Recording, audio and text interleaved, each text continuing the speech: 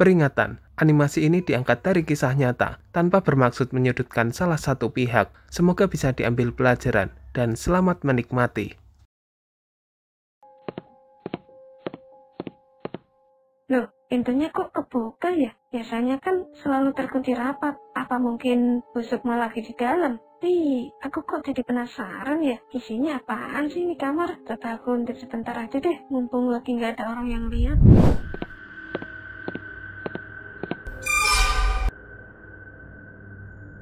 Ya ampun, itu kan pocong. Kok bisa ada di pojokan rumah makan ini?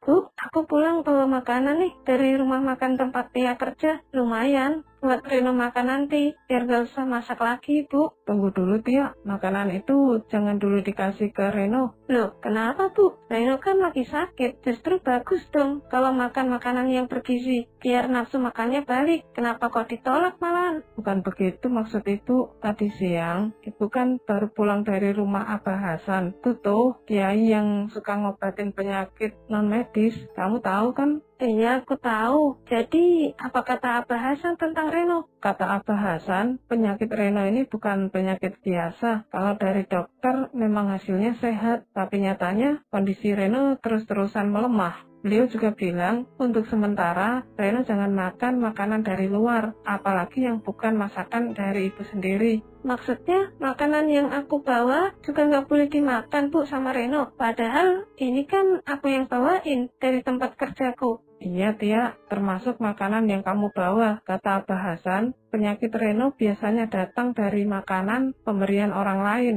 meskipun dari keluarga sendiri. Jadi untuk sementara waktu, Reno hanya boleh makan makanan dari masakan ibu yang dibuat di rumah. Itu untuk menjaga supaya penyakitnya nggak tambah parah. Oh, begitu. Ibu sama sekali nggak bermaksud untuk tidak menghargai pemberianmu, Tia. Justru Ibu senang kamu perhatian sama adikmu. Tapi demi kebaikan Reno, kita harus ikuti saran Abah Hasan dulu. Ya, mudah-mudahan dengan cara ini, Reno bisa cepat sembuh. Iya, Bu. Iya, mengerti sekarang. Kalau begitu, makanan ini nggak usah buat Reno. Kamu makan sendiri aja juga nggak apa-apa, Tia. Ibu yakin kamu pasti lapar dan capek karena seharian kerja. Iya, Bu, biar aku bawa aja ke kamar. Nanti aku makan sendiri, biar nggak mubazir. Sayang kan kalau mubazir.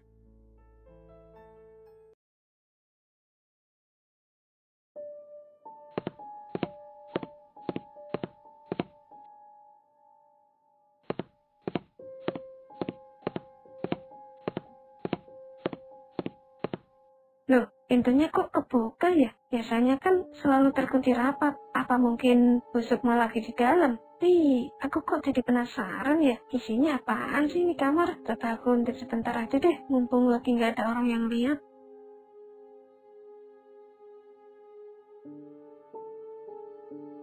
Astaga, itu apaan? Kembang tujuh rupa, kemenyan, ayam bakar, sama kopi hitam. Jangan-jangan ini sesajen. Apa aku nggak salah lihat ini? Jangan-jangan ayam bakar yang biasa aku makan tiap hari Jumat itu asalnya dari sini. Ya ampun, jadi selama ini aku makan apa?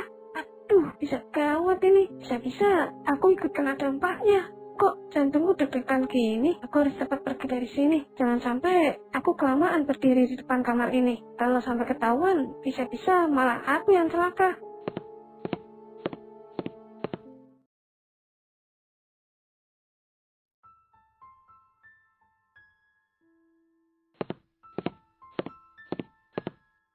Tia, kok wajahmu murung gitu? Ada apa? Nggak apa-apa kok, Bu. Dia lagi capek aja. Tapi ada sesuatu yang bikin dia kepikiran banget dari tempat kerja. Loh, ada apa emangnya, Tia? Coba ceritain ke Ibu. Jadi gini, Bu. Tadi waktu aku lagi mau nganterin makanan ke pelanggan, aku nggak sengaja lihat salah satu kamar di tempat kerjaku itu kebuka, Bu. Biasanya kamar itu selalu dikunci, tapi nggak tahu kenapa tadi pintunya agak kebuka. Karena penasaran, aku intip sebentar. Dan tahu nggak, Bu, isinya apa? Aku ngeliat di kamar itu, di dalamnya ada sesajen, Bu. Sesajen? Maksud kamu sesajen yang kayak gimana? Iya, Bu, di dalamnya ada kembang tujuh rupa, ada kemenyan, sama daging ayam bakar, dan ada kopi hitam juga, Bu. Ya ampun, jangan-jangan rumah makan tempat kamu kerja itu pakai pesugihan, Tia. Aku juga kepikiran gitu sih, Bu. Soalnya aku sering heran, rumah makan itu hampir nggak pernah sepi. Padahal menurut dia sih, rasa makanannya standar, kayak rumah makan lainnya. Tapi orang-orang pada rela antri panjang. Dan sekarang setelah ngeliat itu, aku jadi makin curiga, Bu. Kalau betul mereka pakai begituan, itu bahaya banget. Bisa-bisa kita ikut kena musibah. Saran ibu sih, kalau bisa kamu cari kerjaan yang lain aja, Tia. Tapi Bu, aku kan baru aja kerja di sana. Nanti aku nggak dapat uang lagi. Padahal kita masih butuh biaya buat adik. Ibu ngerti keadaan kita, tapi kesehatan, keselamatan, dan kebersihan rezeki itu lebih penting, Tia. Kamu ngerti kan maksud Ibu? Iya Bu, dia ngerti. Tapi aku juga bingung harus gimana Bu. Gini aja, besok kamu coba mampir ke rumah bibikmu. Bibikmu kan lebih paham soal beginian. Dia juga sering berkunjung ke orang-orang pinter. Ya siapa tahu bibikmu bisa kasih petunjuk harus bagaimana. Bener juga sih Bu, Bibi pasti lebih ngerti soal begituan. Aku bakal cerita sama beliau besok. Ya dicoba aja ke sana. Barangkali bibimu bisa bantu masalah ini. Iya Bu, besok aku langsung ke rumah Bibi. Ya mudah-mudahan aja ada jalan keluarnya.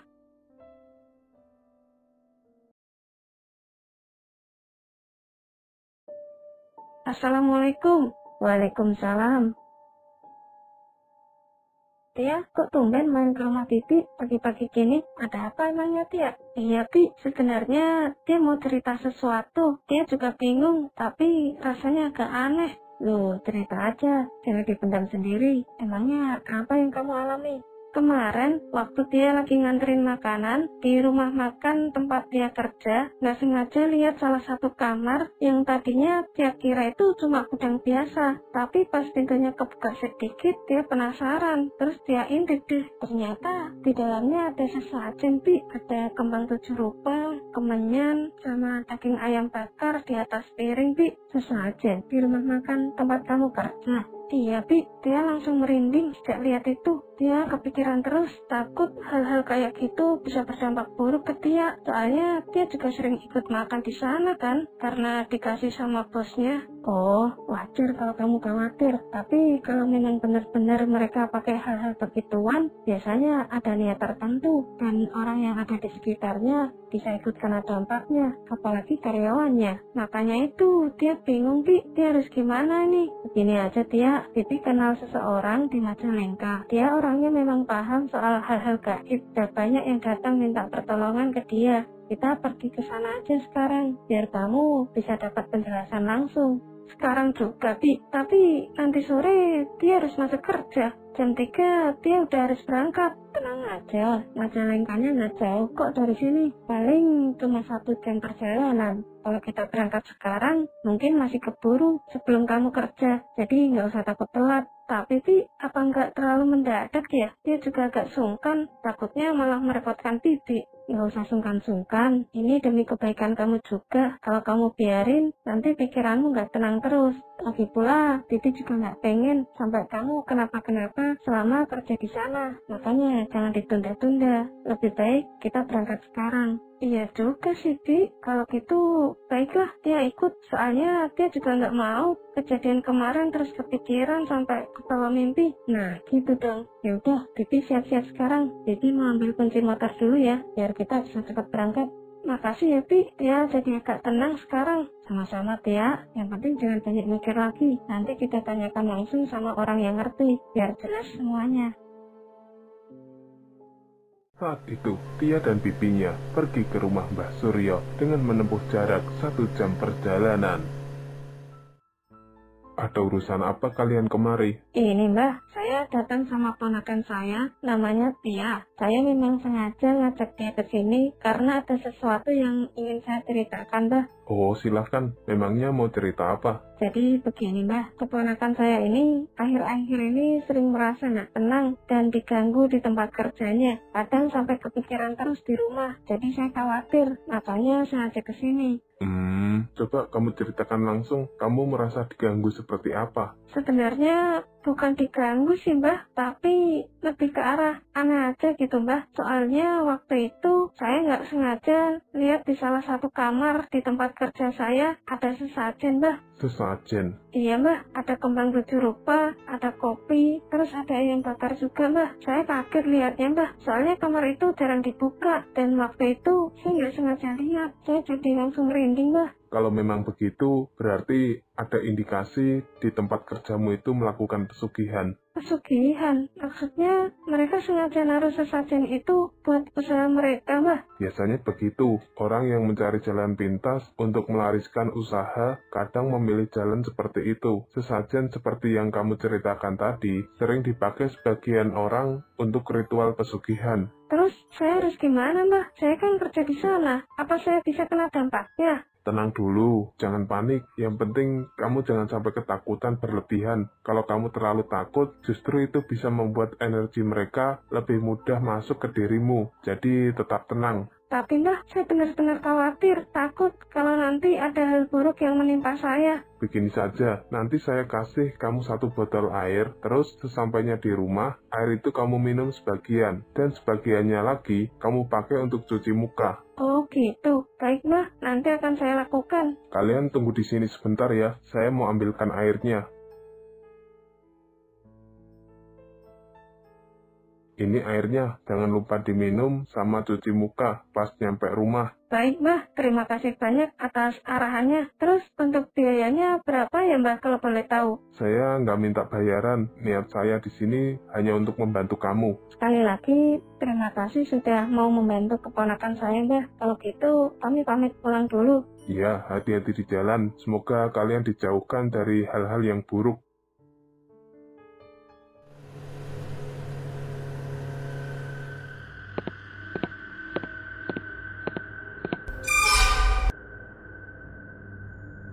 Ya ampun, itu kan pocong. Kok bisa ada di pojokan rumah makan ini? Apa aku nggak salah lihat ya? Itu cuma bayangan aja. Aku nggak bisa teriak lagi. Posisinya rumah makan lagi rame. Tapi kenapa orang lain nggak ngeliat ya? Aneh. Dan kenapa aku sendiri yang melihat hal yang kayak gini? Apa ini gara-gara efek air yang dikasih sama Mbah Suryo? Aduh, banyak nyelesain masalah, malah ngeliat yang beginian. Aku pura-pura nggak tahu aja deh. Aku nggak boleh kelihatan panik, nanti malah dianggap aneh.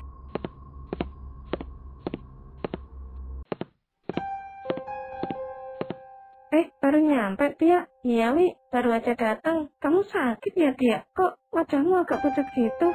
Enggak kok, Wi. Mungkin kurang istirahat aja. Soalnya tadi aku habis dari Majalengka sama bibiku. Jadi agak capek. Oh, kirain kamu sakit. Soalnya kelihatannya kayak lemes gitu. Enggak, cuma capek aja. Nanti juga hilang sendiri kok. Ya udah deh, tapi kamu jangan maksain diri juga ya. Kalau benar-benar gak enak badan, bilang aja. Soalnya kerja di sini kan lumayan padat. Takutnya malah ngedrop nanti badanmu. Iya, makasih udah perhatian, Wi. Aku coba jalanin aja dulu. Semoga kuat. Baguslah kalau gitu. Oh ya, ini ada makanan yang harus dianterin ke pelanggan. Tolong kamu anterin ya. Siap. Meja yang mana, Wi? Meja yang dekat jendela itu loh. Mereka pesan 2 ayam bakar.